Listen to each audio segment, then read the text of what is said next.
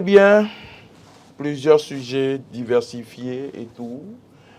Nous allons démarrer donc l'analyse et les commentaires. Je vais commencer par la droite. Laurent Roland-Tonekes, bonjour. Mori Agua, bonjour. Amis téléspectateurs, amis internet, bonjour. Adrien Chobankou, bonjour. Bonjour Mori Agua, bonjour à toutes et à tous. Belle cravate ce matin. Merci. Elle est jolie, votre cravate. Alors, nous allons donc commencer par, Moïse Kérékou qui jette un pavé dans la mare. Et il parle à la une du quotidien Nord-Sud quotidien de la jeunesse africaine qui ne connaît plus, qui ne connaît pas vraiment, qui ne parle pas du panafricanisme. Laurent Roland-Tonekes. Oui, je crois comprendre qu'aujourd'hui, il y a ce que nous appelons aujourd'hui le sentiment anti-français qui est facilement assimilé, ou par erreur assimilé au panafricanisme. Attention, il faut faire la part des choses. Le panafricanisme n'est pas un sentiment anti-français, encore moins un sentiment anti-anglais ou anti-américain. Mais le panafricanisme, c'est une idéologie, c'est une vision qui promeut la solidarité entre les peuples africains, qui promeut le développement en Afrique. Et donc, les précurseurs, après les précurseurs, parce que le mot est apparu déjà, panafricain est apparu au 19e siècle, en 1900, où il y avait la première conférence panafricaine. Et après, il y a des leaders africains qui ont pris le relais, notamment Kwame Nkrumah du Ghana. Et puis après, on a pu voir à la suite les Thomas Sankara qui ont incarné cette idéologie pour que les peuples africains se développent par elles-mêmes et soient véritablement indépendants. En fait, que les pays soient véritablement indépendants et qu'il y ait une interaction entre les pays africains et la solidarité. Et ce n'est pas qu'avec les Africains, en fait, c'est avec toutes les personnes d'ascendance africaine. C'est-à-dire que quand on parle personnes d'ascendance africaine, c'est en tenant compte, non seulement en ne tenant pas compte de l'origine ethnique, de ne pas tenir compte de la croyance religieuse, de ne pas tenir compte de l'apparence physique, pour dire quoi? C'est-à-dire que quand on parle de personnes d'ascendance africaine, c'est les afro-descendants en fait. Ceux-là qui ont été déportés au cours de l'esclavage et qui ont fait des enfants aux États-Unis par exemple, qui ont des familles en Europe, qui ont des familles en Martinique, en Guadeloupe, en Jamaïque, tout ça, toutes ces personnes sont impliquées dans ce que nous appelons le panafricanisme. Et c'est d'ailleurs pour ça que vous allez voir dans l'évolution de Bob Marley au Jamaïcain, vous allez voir beaucoup plus des gens qui sont beaucoup plus attachés aux valeurs africaines. Et l'exemple que nous pouvons citer, c'est la famille Dia qui se trouve à Ouida, évidemment, qui a passé beaucoup de temps en Europe, mais qui, à un moment donné, a souhaité revenir en Afrique pour contribuer au développement de l'Afrique par les Africains. Donc, le panafricanisme, malheureusement, oui, on a quelqu'un qui fait peu ou prou ce qu'il peut dans la matière pour parler du panafricanisme, notamment notre compatriote Kémy Séba. Bon, maintenant, parfois aussi, on comprend que ça prend d'autres déviances ou d'autres détours qui nécessairement ne reflètent pas l'idéologie des précurseurs de ce courant, de cette vision, de cette idéologie. Donc, je crois qu'il faut maintenant former les jeunes, la jeunesse africaine, pour dire ce n'est pas parce qu'on voit des gens s'élever contre la France qu'ils sont panafricains. Le panafricanisme, c'est peut-être ce qu'on voit aujourd'hui en voyant le Burkina Faso envoyer des vivres au Niger, par exemple. C'est un exemple. En voyant le Mali envoyer des vivres au Niger. Pas qu'on encourage ce qui se passe, mais c'est-à-dire que c'est fait en sorte que au sein des pays africains, que d'autres pays apportent leur appui à d'autres pays. La solidarité entre Africains. Et maintenant, les personnes d'ascendance africaine, je connais par exemple un Américain qui est au Bénin depuis 2016-2017, qui a installé une société de finances, par exemple, qui disait clairement à l'époque, quand on a discuté avec lui, qu'il dit, non, il y a un fonds où les afro-descendants, en tout cas les Noirs américains, cotisent de l'argent, la cagnotte est là, et leur vision, c'est de venir investir en Afrique, accompagner la communauté locale à se développer. Donc, c'est en fait un pan du panafricanisme, permettre à ce que ces personnes-là s'entendent avec les Africains pour parler de développement réelle indépendance des pays africains. Solidarité entre Africains, mais également entre personnes. C'est en fait également ce que prône le panafricanisme, comme le disait Laurent Roland-Tonekes, et non le sentiment anti-français, anti-anglais. Quelle est votre position par rapport à la déclaration de Moïse Kérékou? Eh bien, il faut dire que moi, je ne vais pas trop commenter les propos de Maurice Kérékou, mais ce que je voudrais dire, c'est quoi? Je voudrais m'interroger sur certains actes. Quand des gens se réclament panafricanistes et ont le passeport français, quand des gens courent pour avoir le passeport français alors qu'ils se réclament panafricanistes, quand des gens mettent tout en œuvre, d'ailleurs, évidemment, ils continuent d'utiliser le franc CFA, mais ils se réclament panafricanistes. Quand des gens brûlent le franc CFA, ils brûlent l'argent, et ils se disent qu'ils sont panafricanistes, est-ce que c'est la solution? Roland, tout à l'heure, disait que ce qui est normal et ce qui doit se faire, c'est-à-dire, entre Africains, nous devons nous serrer la main, nous devons nous accompagner. C'est l'idéal. Mais est-ce que aujourd'hui en Afrique, il est permis la libre circulation dans toute l'Afrique? Ce que réclame d'ailleurs le chef de l'État, Patrice Talon, et le multimilliardaire Bolloré du Nigeria. Aliko Dangote, je veux dire, Aliko Dangote du Nigeria. Si aujourd'hui, pour aller au Maroc tout près, il vous faut obligatoirement, inéluctablement avoir le visa. Si vous on peut vous refuser? Et on peut vous refuser d'ailleurs. Oui. Si pour aller dans d'autres pays africains, pas nécessairement en Afrique de l'Ouest, en Afrique de l'Est, et en République centrafricaine par exemple, vous devez payer les frais de visa qu'on peut encore vous refuser, ça veut dire qu'il y a un problème. Il y a un véritable problème. Le panafricanisme, c'est une idéologie, mais je pense que la réalité est ailleurs. C'est ce que j'ai à dire sur le sujet. Merci. Si vous permettez, je crois que je vais revenir sur certains aspects qu'il a abordés. Écoutez, être panafricaniste, ça ne veut pas dire qu'on ne peut pas utiliser le CFA. Le problème, c'est que ceux qui se réclament être panafricanistes, qui utilisent le CFA, ne sont pas les décideurs. Les décideurs restent et demeurent les chefs d'État de notre pays qui doivent prendre la décision ferme de sortir du franc CFA. Ce qui, d'ailleurs, vous l'avez vu avec la monnaie Cori ou je ne sais quoi, ECO après qui est annoncé, mais on a pu voir comment ça se passe. Il n'y a pas aussi, en tout cas à mon avis, un chef d'État assez audacieux pour dire non. Le Nigeria a sa monnaie dans la CEDEAO, le Ghana a sa monnaie, et ces pays font l'effort de se développer. Nous autres qui avons le franc CFA en partage, quel est le bilan aujourd'hui? Et ce n'est pas le fait d'un activiste panafricaniste, c'est le fait des dirigeants qui doivent prendre leurs responsabilités.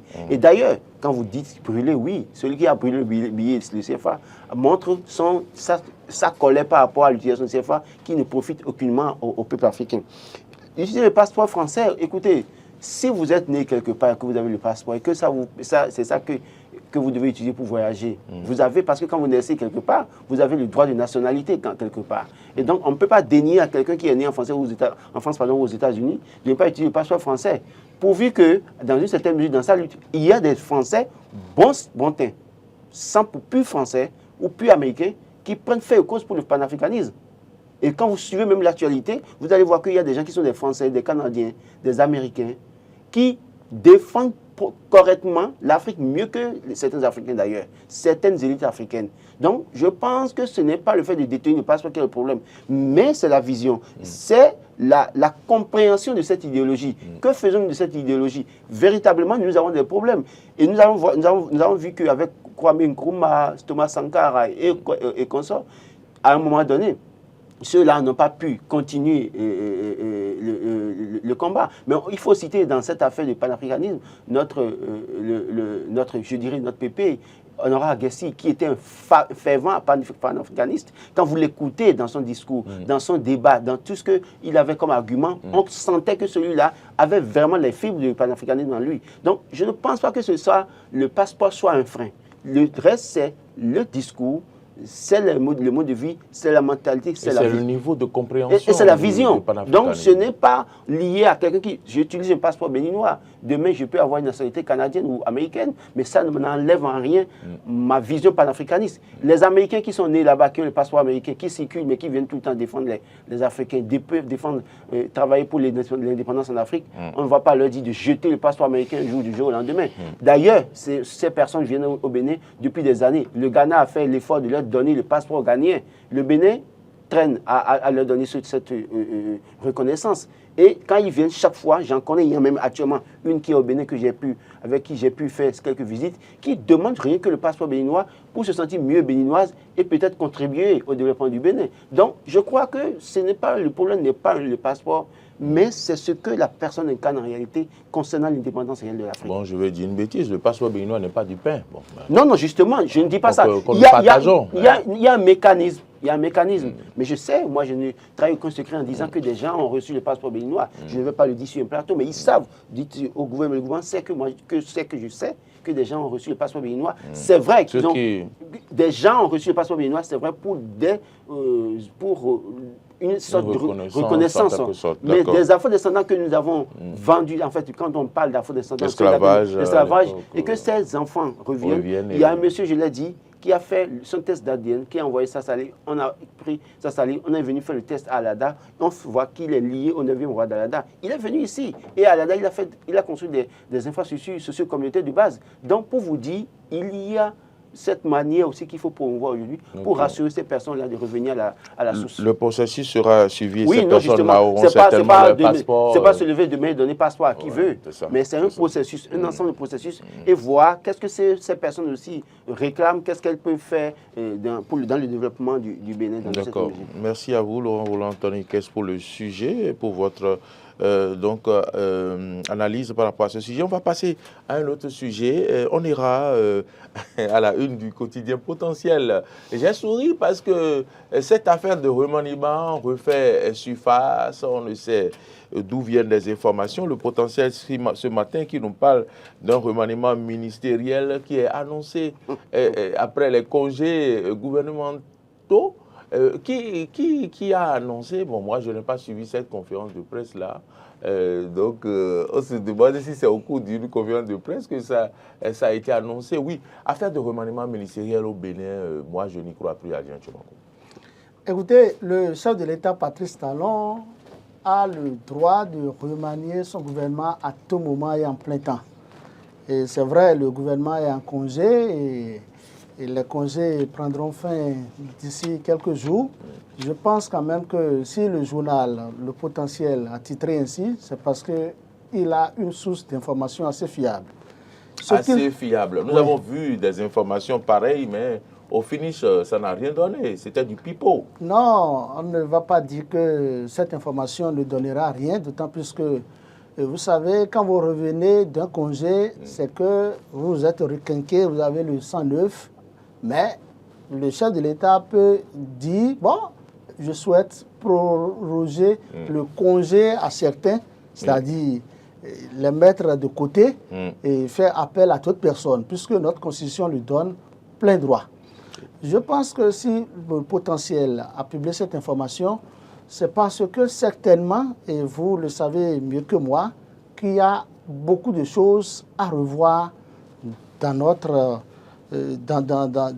au Bénin en général. Je ne vais pas spécifier. Le journal ajoute que les ministres tout-puissants vont être retirés du gouvernement. C'est lui qui sait ce qu'il met dans ce qu'il appelle ministre tout-puissant. Une chose est claire, nous savons qu'en République du Bénin, nous avons des ministres d'État, on a des ministres délégués, nous avons des ministres tout court. Une chose est claire, un ministre, un ministre. On n'a pas un titre qui s'appelle ministre tout-puissant. Il n'y a pas de ministre tout-puissant. Mais évidemment, il a parlé de super ministre. Super ministre. Donc, une chose est claire, il y a des ministres que nous voyons à l'œuvre. Et il y a des ministres sur qui beaucoup comptent et on se dit que ces ministres sont très proches du chef de l'État. Je ne vais pas énumérer des noms ici, et vous le savez mieux que moi, mais est-ce que le remaniement aura lieu? Est-ce que le remaniement aura lieu? Si le remaniement aura lieu, c'est seul Patrice Talon qui a le dernier mot. Oui ou non, c'est le chef de l'État qui peut en décider. Ce que nous pouvons dire, c'est que le remaniement peut intervenir à tout moment. La probabilité est forte que le journal l'a souligné, puisque le potentiel l'a souligné, qui est remaniement au lendemain de la reprise des travaux gouvernementaux. Okay. Donc, la rentrée. Je vais parler de la rentrée gouvernementale, au retour des congés. Ce qu'il faut dire, c'est qu'il faut même ce remaniement pour que les choses bougent autrement dans le pays.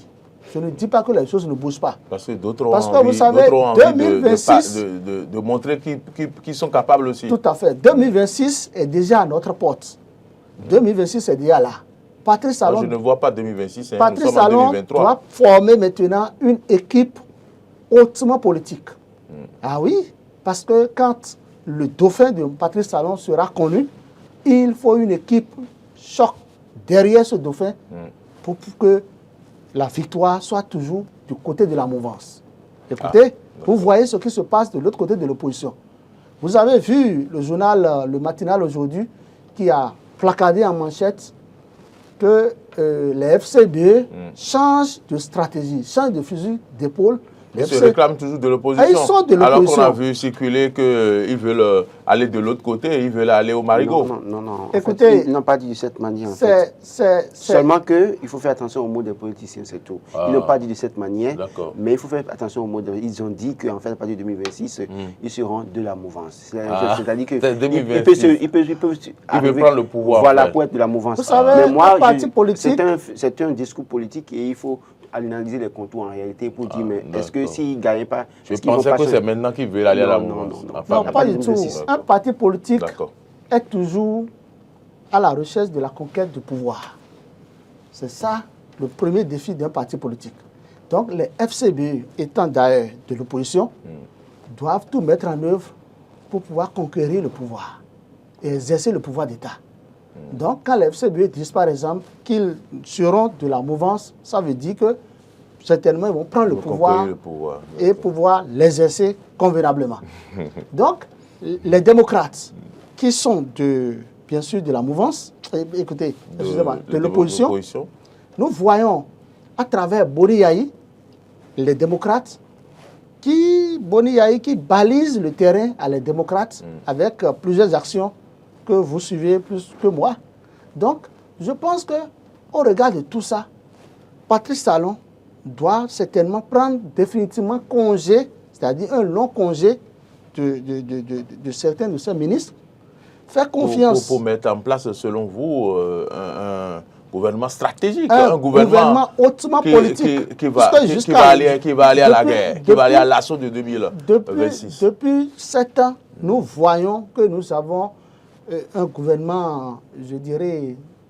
Technique ou le technocrate. Technocrate, d'accord. Un gouvernement qui se préoccupe davantage des problèmes... Des conditions de vie, des populations, d'amélioration des conditions de vie, de développement.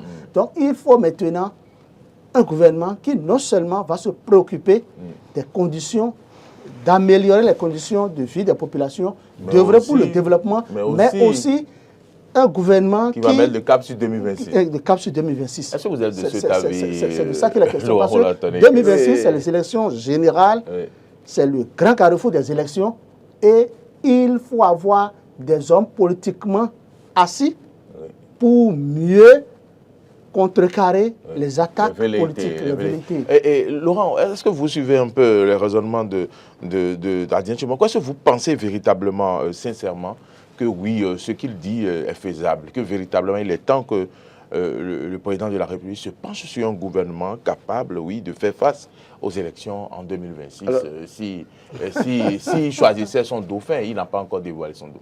Alors, je commencerai par dire qu'on ne change pas l'équipe qui gagne, mais l'équipe a commencé à montrer des signes de fébrilité. On a pu voir que des éléments essentiels de l'équipe qui gagne en réalité ont été changés, mais quand on dit que l'équipe, on ne change pas l'équipe qui gagne, qu'est-ce que l'équipe a gagné réellement?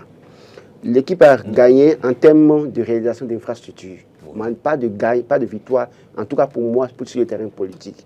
Parce que ce n'est pas parce que le pouvoir aujourd'hui, à la majorité au Parlement, contrôle beaucoup de mairies aujourd'hui que l'équipe a gagné véritablement. Je tiens compte des chiffres issus des urnes au cours des dernières élections, en tout cas 2019, 2020, 2021, 2023, je me rends compte que cette équipe-là, qui gagne, dont on parle, si ce n'est pas la victoire sur le terrain de développement, en tout cas avec ce qu'on a pu réaliser, si la victoire sur le terrain politique, je pense que ça a été une faiblesse.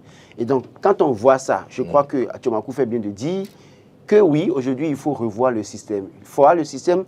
Une équipe de technocrates qu'on a pu voir jusque-là, des gens qui sont là depuis 7 ans, il y a d'autres personnes qui sont en attente et qui n'hésiteraient pas peut-être à appeler à un 3e mandat dans une certaine mesure, pour vous qu'un jour on le mette dans le gouvernement ou qu'on leur trouve quelque chose à mettre sous la dent dans une certaine mesure. Donc, toutes ces personnes, il faut trouver le moyen de les contenter aujourd'hui en formant une équipe. Et donc, dans une certaine mesure, l'ancienne équipe, en tout cas qui est là depuis 2016, il y en a qui certainement à un moment donné, même si ça ne se fait pas en 2023, ça se fera certainement en 2024 ou en 2025. En tout cas, le moment arrivera où on doit se séparer d'eux, les mettre à la touche, mais aussi les obliger à mouiller le maillot, mais en amenant de nouvelles têtes qui doivent fonctionner comme des fous du roi, en réalité. Des fous du roi. Donc, il y a nécessité de revoir l'équipe aujourd'hui pour aller à la conquête véritablement du pouvoir sur le terrain politique.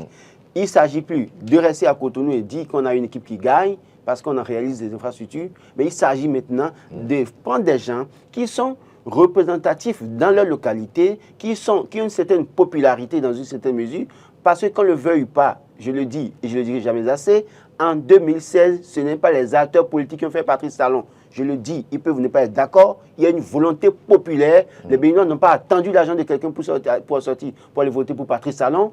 Et donc, Patrice Talon a été élu. Donc, de toute façon, au premier tour, il était deuxième. Et au second tour, les acteurs politiques, à un moment donné, en ce qui les concerne, étaient obligés de s'aligner.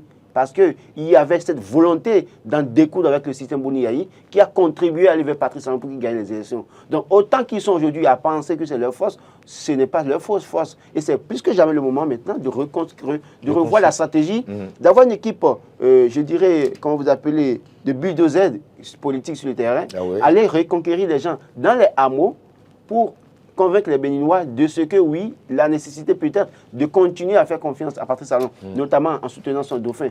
Si, entre-temps, le dauphin... S'il choisissait le dauphin. S'il choisissait le dauphin, même si, quelque part, aujourd'hui, on voit un peu de mouvement de part et d'autre par rapport à son homme de main, l'homme de l'ombre, dans une certaine mesure, on attend de voir qu'est-ce que ces formations politiques qui soutiennent le chef de l'État vont décider, parce qu'on voit que celui-ci, dont le nom circule tout le temps, aurait quitté l'autre formation BR pour aller vers l'UP le renouveau. Mais ce n'est pas que ces formations qui soutiennent Patrice Talon. Il y a le Moual Bénin, il y a l'UDBN, il y a... Donc, eh bien évidemment, il faut attendre peut-être le moment venu pour voir qui sera de fin. Mais en amont, il faut vraiment commencer par penser à 2026 en revoyant son équipe. Parce que je vois, quand vous regardez les ministres que nous avons aujourd'hui, il y en a qui, dans leur communauté, ne peuvent même pas être élus chef quartier. Excusez, je ne les minimise pas, mais malheureusement, c'est la réalité. Parce que c'est des gens qui ont eu un mode de vie contraire à ce qu'on avait l'habitude de voir avec les acteurs politiques dans une certaine mesure, et qui ont tout mis sur le dos de Patrice Talon. C'est-à-dire qu'il y en a parmi eux qui sont incapables de donner même l'argent de Biniwakine à quelqu'un de leur proche à côté de leur maison, en disant que c'est Patrice Talon qui a refusé. Au fond, en réalité, ce ne dit pas de distribuer de l'argent, mais il y a ce regard de la société dans les communautés. Comment est-ce que vous vous comportez? Quel est votre parcours politique dans une certaine mesure? Qu'est-ce que vous pouvez apporter à la fonction politique, ou notamment, comment vous appelez, ou le pouvoir en place dans une certaine mesure. Maintenant, on voit aussi que, vous savez, les fonctions politiques aujourd'hui, j'ai comme l'impression que le chef de l'État, en tout cas ce que je vois, c'est comme s'ils n'ont pas de mots dans la balance du choix des ministres. Parce que l'exemple typique, c'est quand on voit un ministre quitter l'UP pour l'UP et le renouveau pour aller au BR, l'autre quitter le BR pour le renouveau, sans pouvoir être inquiété dans le gouvernement. Est-ce que véritablement c'est la fonction politique qui envoie les gens au gouvernement, ou bien c'est le chef qui décide de choisir qui il veut dans le gouvernement? Donc, quand on met tout ça dans la balance, il va falloir que Patrice Talon fasse très attention, parce qu'au sein des formations politiques, il y a des gens qui sont véritablement représentatifs, qui peuvent lui apporter un plus en termes de reconquête du pouvoir en 2026. Le gouvernement est en train de relever un défi, Laurent Roland-Tony, Adrien Tchomakou, par rapport à l'organisation du championnat du monde de pétanque au Bénin. Depuis quelques jours, on nous a annoncé que tout est fin prêt. On a vu des images, on a vu des photos. L'autre quotidien en a parlé également aujourd'hui, c'est une fierté, Adrien Tchouamakou. Écoutez, je ne suis pas journaliste sportif. Vous n'avez pas besoin de l'être, mais vous êtes béninois. Je suis béninois. Et vous savez les rebondissements qu'il y a eu par rapport à l'organisation de ce championnat. À quelques mois, il y a encore 6 mois, on ne voyait rien venir. Il y a eu des délégations qui sont allées voir le ministre. Il y a eu des conférences de presse. Mais aujourd'hui, on voit que tout est mis en place. Vous n'avez pas besoin d'être journaliste sportif, Adrien Tchouamakou. Pour être honnête avec vous, je ne maîtrise pas le sujet. Donc je ne peux pas en parler. Le sujet, c'est qu'il s'organisera au Bénin le championnat, la Coupe du Monde de pétanque. Non, la Coupe du Monde de pétanque. Et c'est un défi que le Bénin relève en accueillant cette coupe. Et aujourd'hui, tout est fait prêt quand même. Est-ce qu'on a besoin de maîtriser? Même la vendeuse de pain peut se prononcer. Bon, écoutez, si l'honneur est dédié au Bénin d'organiser la Coupe du Monde de pétanque, c'est une très bonne chose. Je pense que d'abord, il faut que tout se passe très bien. C'est vrai, cette discipline sportive n'est pas le football qui doit regrouper assez de monde pour que nous puissions parler des dispositifs sécuritaires.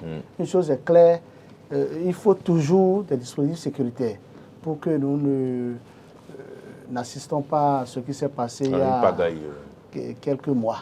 Ce que je voudrais aussi dire, c'est quoi? C'est que pour ce genre de trucs, il faut que le ministre Oswald Omeki joue convenablement sa partition. Qu'on n'attende pas le dernier jour pour commencer par courir à gauche et à droite. Il faut que l'organisation soit sans reproche. Que les participants soient logés dans des hôtels propres, bien accueillis, bien logés, que nous réservons un accueil chaleureux à nos hôtes, ceux qui vont quitter plusieurs pays du monde entier pour venir au Bénin. Qui vont découvrir le Bénin, qui n'ont peut-être jamais été au Bénin. Le Bénin a assez de potentiel touristique, ce n'est pas seulement le football. Si à l'occasion même, le ministre de la Culture peut organiser un jour pour organiser une visite. Des visites touristiques. Donc je pense qu'aller même à Gambier tout près, ce serait à l'actif de notre cher et beau pays, le Bénin, pays de paix, pays de démocratie. Voilà qui est dit, Adrien Tchouamakou. Oui, le ministre dira qu'il l'a fait. Je crois que ça a traîné un peu, mais finalement les choses sont rentrées dans l'ordre. Et donc quand on va du côté du boulevard de l'Amazone, en tout cas, il y a l'esplanade de l'Amazone. Vous avez fait un tour? Oui, je crois que tout rentre dans l'ordre. Certainement que ça a encore changé le visage. Oui, tout se passera pour le mieux, en tout cas pour le bonheur des bolistes du monde entier. Déjà, il faut décerner un satisfecit à Ibrahima, le président de la Confédération africaine de football, qui est un Béninois, bien évidemment. Ça fait des années que cette compétition devait être organisée au Bénin. Ça a eu des flottements, on devait construire des boulodromes, ça a traîné. Après, le gouvernement ne s'y est pas mis pour autant dans certaines mesures. Il y avait eu un peu de tiraillement. Finalement, tout est bien fait. Et je vois un peu la posture du président de la Confédération africaine de football qui a tenu dur. Parce qu'à un moment donné, il y avait des pays qui étaient en alerte, qui voulaient ravir la visite au Bénin pour organiser cette compétition. Et il disait niet. Et il a dit niet, que ça ne passera pas. Ça ne passera pas. Et donc, il a tenu bon. Aujourd'hui, l'événement aura lieu bel et bien au Bénin, à Cotonou. C'est une bonne chose. Et je crois que dans l'histoire du sport boule, le Bénin avait occupé la 2e place au championnat mondial de 2016, en battant déjà la France en demi-finale. Et donc, l'équipe était constituée de... En fait, celui que je retiens beaucoup plus dans cette équipe qui avait battu la France en demi-finale pour être vice-championne en 2016, c'était Marcel Bior, qui est très, très dynamique et très bon. Et aujourd'hui, il y a beaucoup de nouvelles pépites du côté du sport boule aujourd'hui. On peut citer... On nous parle d'une femme. J'ai vu passer il y a jeune fille de 17 ans, il y a Emma Fabon qui a un coup. Oui, elle n'a pas d'expérience au plan, elle n'a pas une expérience au plan mondial, au plan international, mais sur le territoire national, elle a réussi à avoir beaucoup de reconnaissance, de trophées. Et on peut parler des jeunes comme Emmanuel Agoncan.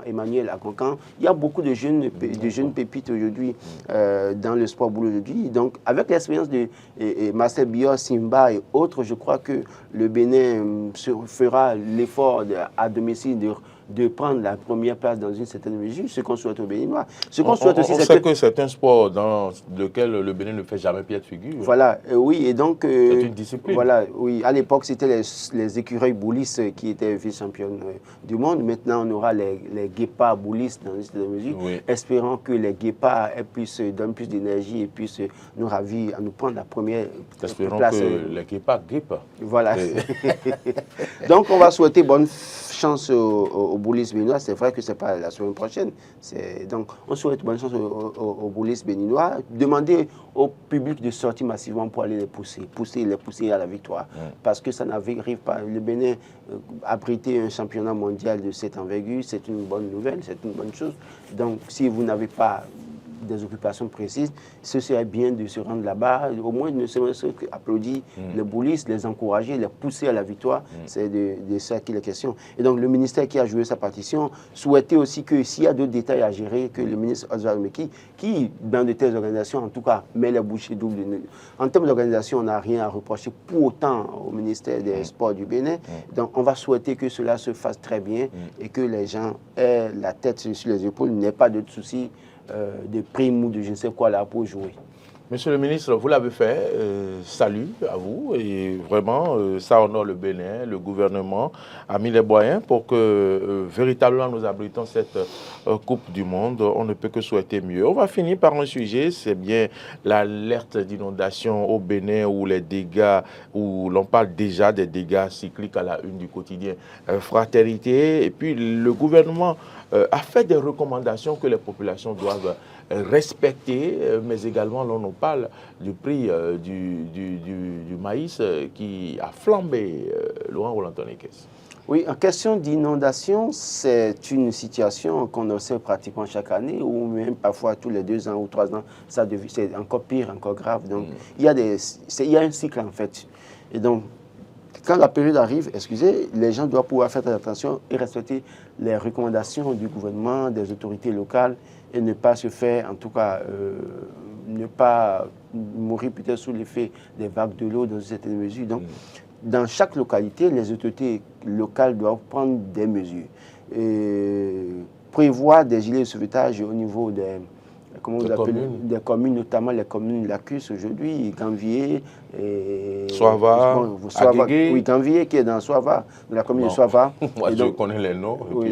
Oui, Soava, Ganvier qui est dans l'arrondissement de Soava, donc dans la commune de Soava, prévoit les gilets, des trucs là, comment vous appelez, sauvetage.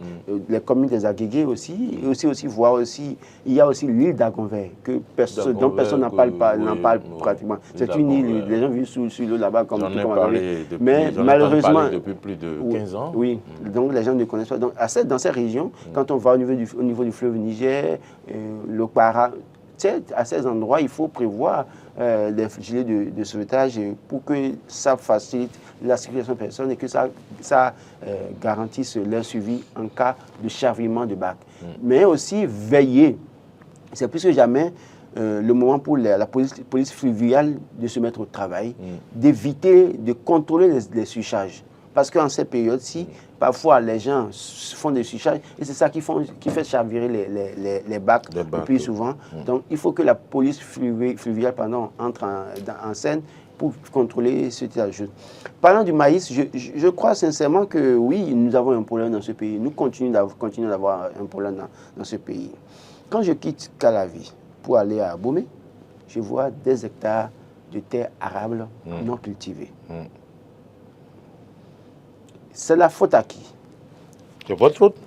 La faute... Vous n'êtes pas allé cultiver. Non, j'en viens. Non, j'en viens. Vous ne faites que voir. J'en viens. La responsabilité est partagée. Non, je conçois que oui, c'est ma faute aussi. Mais je dis déjà au niveau des communautés locales, qu'est-ce qui se passe? Qu'est-ce qui se passe? Les communautés locales, la grande partie des gens sont prêts à vendre leur terre maintenant, acheter Bajaj pour venir se construire ces millions à Cotonou. Il n'y a rien pour décourager les autres rurales aujourd'hui, en 2023. Rien ne se fait pour décourager les autres rurales. Le gars est capable de vendre la terre de ses ancêtres, l'hectare, à 500 000 francs, acheter Bajaj, venir conduire Zema à Cotonou et dormir à la belle étoile. Oui, voilà. Et il n'y a aucun mécanisme pour contrôler, pour décourager cet état de choses. C'est le premier point. Deuxième point, donner l'envie aux jeunes d'aller à la terre. L'envie aux jeunes d'aller à la terre, c'est de mettre en place un mécanisme de financement sans contrainte. On me dira qu'il y a le FNDA. Le FNDA, si nous rentrons dans les coulisses, s'ils veulent, on peut faire le débat. Le processus est long et un peu lourd. J'estime que c'est lourd. Je connais des gens qui ont le fonds du FNDA. Je connais deux personnes, une personne à Alada, une personne à Glasgow, que je peux citer. Et je crois que ce dont je parle, c'est quelque chose que je maîtrise. Ce n'est pas facile pour les gens d'avoir le fonds de financement du FNDA. Trouvons un financement sans contrainte pour les jeunes. Comment comprendre qu'il y en a une faculté d'agronomie dans un pays qui fournit des agronomes chaque année et les agronomes veulent aller travailler dans les projets, rester dans le bureau, dans les 4x4. L'agronome, en réalité, c'est qui? Il fait la production végétale et la production animale. Mais le gars fini, il veut rentrer dans un projet, diriger un projet ou bien rester dans un projet dans les véhicules 4x4 à longueur de journée. Donc si vous voyez le projet, vous allez réviser? Non, je ne dis pas ça. Vous savez, au fond, qu'est-ce qui pousse les gens à faire l'agronomie? Est-ce que c'est le désir d'aller travailler la terre pour produire de la richesse ou bien c'est le désir d'aller travailler dans le projet? C'est une vision en réalité. On ne va pas étudier. C'est malheureux que de voir aujourd'hui beaucoup d'agronomes. Vous voyez un agronome qui vous dit que lui n'a pas... Le gars fait l'agronomie, il finit. Il est à la maison du matin au soir, il dit qu'il n'a pas de boulot. Alors, il allait étudier quoi finalement à l'université? C'est de ça que je parle en réalité. Je connais au moins 2, 3 jeunes qui ont fait l'agronomie, mais qui sont à la maison à la charge de leurs parents qui disent que, bon, ils te attendent, qu'ils n'ont pas encore de boulot, ils n'ont pas encore ci, ils n'ont pas encore ça. Je crois que c'est plus que jamais le moment de revoir les postulats, les curricula de formation. Faire en sorte que les jeunes qui sont dans nos localités aujourd'hui puissent avoir un accompagnement de l'État à travers un financement sans contrainte qui les encourage à ne pas faire les zones rurales venir dormir à la belle étoile ou à céder les domaines de leurs parents, arrière-parents, à 500 000 francs d'État et acheter Bajaj pour venir à Cotonou. C'est de ça qu'il y a raison. Parce que nous avons des terres arables, mais nous n'avons pas. Le maïs coûte cher. Parce qu'il n'y a pas la disponibilité en quantité de maïs. Le maïs, parfois, quitte certains pays pour venir ici. Et c'est aberrant. Alors que nous avons un pays bien arrosé. Arrosé, absolument. C'est un paradoxe, le Bénin avec cette saison et tout. Aujourd'hui, on nous parle du maïs dont le prix a augmenté. Et c'est Fraternité qui en parle d'ailleurs, votre journal. Tout à fait. Le quotidien Fraternité, avant que je ne parle de maïs, a placardé en manchette le sujet relatif à la lettre rouge. Oui. La lettre rouge où le gouvernement a fait des recommandations. Les inondations. Oui. En réalité, le quotidien a abordé 2 cas. C'est-à-dire, il y a le cas du Septentrion et du sud du Bénin. Au sud du Bénin, si vous lisez le communiqué du gouvernement a alerté par rapport aux zones Zanyelando, Bonou.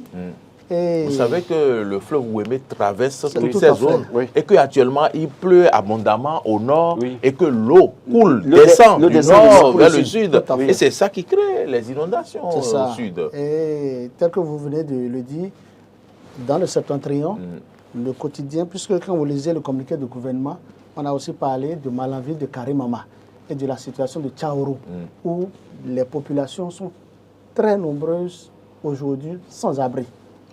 Ah oui, parce que la situation est vraiment inquiétante. Et tout cela dû au changement climatique. Oui, ça c'est relatif au changement climatique. Vous savez, ce qui se passe est vraiment dommage. C'est dommage quand vous voyez ce que vivent les populations actuellement. Et le gouvernement, c'est vrai, c'est une situation cyclique. Le gouvernement a pris des dispositions. Le gouvernement pour aller au secours des populations. Puisqu'il y a des gens qu'on a ramenés dans des écoles, les écoles publiques. Et bientôt la rentrée, parce qu'on ne sait pas pour combien de temps ces gens-là resteront dans ces écoles-là avant que l'eau ne se retire. C'est ça. C'est ça qui retarde parfois la rentrée scolaire dans certaines localités. Dans certaines localités. Et Fraternité, toujours à la une, on a parlé du maïs. Le maïs qui coûte cher un peu partout, sur tout le territoire national. Vous avez suivi le développement de Laurent. Est-ce qu'il a pleinement raison? Il a pleinement raison.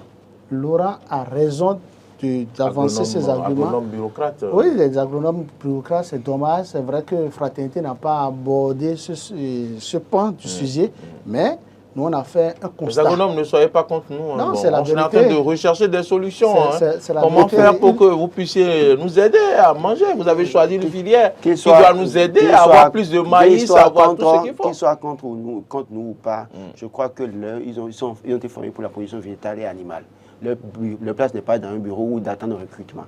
Ils sont censés trouver les moyens pour aller à la terre, produire quelque chose et créer de la richesse. Ils ne peuvent pas être d'accord. Quelle solution trouver à cela? Est-ce que c'est le manque de terre? Puisque Non, toutes les terres sont achetées aujourd'hui maintenant par des gens qui veulent faire des fermes et tout. Est-ce que la disponibilité des terres existe? Il faut que je vous l'explique. Ce n'est pas seulement le problème des agronomes qui fait que le maïs coûte le cher. maïs coûte C'est cher. quoi? Dites-nous. L'autre sujet, c'est quoi? C'est que le maïs est exporté du Bénin. Si vous suivez le procureur, c'est-à-dire la zone de Karimama Malanville, le procureur compétent, c'est Nati Tengo ou bien c'est Parakou? Non, je ne pense pas. En tout cas, le procureur était monté au créneau la fois passée. C'est la semaine passée. Candy. Très bien. Où il parlait, il a fait le bilan du nombre de décès par chavirement du bac des gens qui voulaient contourner Malanville pour se rendre au Niger. Parce que la frontière terrestre étant fermée, mais ces gens qui voulaient aussi quitter Malanville et aller au Nigeria, toujours par voie pluviale. Et c'est avec des sacs de maïs. Voie fluviale. Oui, c'est ce que j'ai dit. Fluviale. Non, c'est fluvial. C'est des sacs de maïs que les gens transportent et de part et d'autre, il y a tellement de personnes et de bagages dans ces bacs et il y a eu chavirement. Il y a eu de morts. Mais cela est dû à quoi? C'est parce qu'il y a le coût élevé du maïs aujourd'hui, c'est parce qu'une importante quantité de maïs est exportée. Donc le gouvernement, dans l'immédiat, doit tout faire pour pouvoir arrêter la saignée. Que les gens ne continuent. Même c'est vrai, bon, a priori, on va me dire que quand on vend ça à l'étranger, c'est plus cher. Je ne suis pas d'accord. Oui, mais c'est plus cher. Vous serez d'accord, puisque le maïs coûte cher. Je ne suis pas d'accord. Est-ce que vous savez c'est parce qu'on a chargé du maïs dans une barque que ça a chaviré, qui justifie que beaucoup de maïs sont... Non, ça c'est un exemple parmi tant d'autres. Oui, c'est-à-dire que ça soit dans n'importe quelle voie terrestre là. Du moment où il y a assez de sorties, nous, fils du Bénin, nous en manquons. Une partie sort du pays. Si en amont, il y a une politique d'accompagnement des producteurs locaux, d'accord, et que le maïs est produit en quantité, est-ce que nous allons en manquer? Celui qui produit, vous avez votre terre. Non, vous mettez laissez-moi, allez-y. Je voudrais aborder tout ça. Il faut que le gouvernement accompagne autrement les producteurs. Voilà. Qu'on ne finance pas seulement le coton, qu'on ne finance pas les plantations de cajou et de soja et consorts. Le soja n'est pas financé. Vous dites? Le soja n'est pas encore financé jusqu'à la date d'aujourd'hui. Qu'on mette assez de moyens dans la culture du maïs, dans la culture vivrière, entre autres, le maïs. Et là, je pense, parce que écoutez, si vous avez faim, vous ne pouvez pas venir ici. Hein. Si vous avez faim là, vous ne pouvez pas venir ici. Donc nous devons manger. Et que les populations... Non, c'est faux. Si tu as fait, tu ne veux pas venir. Disons la vérité. C'est vrai parce que le maïs coûte cher que tu ne vas pas venir honorer ton engagement. Oui, c'est mon engagement, mon gars. Ah non, vous imaginez que tu as ton salaire. Ce matin, j'avais fait, mais pourtant, je suis venu. J'ai fait, mais moi-même. Au même moment, vous voyez, il y a le changement climatique qui est là. Oui. Donc, il y a plusieurs facteurs qui entrent en ligne de compte. Aujourd'hui, on ne maîtrise plus véritablement le climat. C'est ça.